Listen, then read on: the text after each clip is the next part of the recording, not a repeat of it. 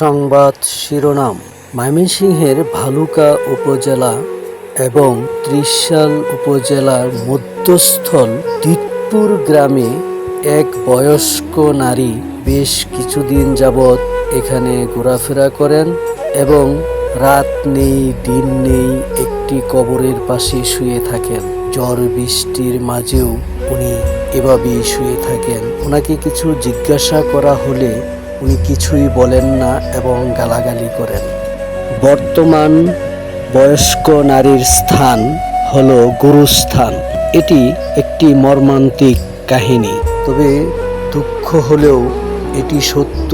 এই অন্ধকার রাতে একজন বয়স্ক নারী এভাবেই গুরুস্থানে শুয়ে থাকেন। এটি প্রশাসনের দৃষ্টি আকর্ষণ করছেন এলাকাবাসী।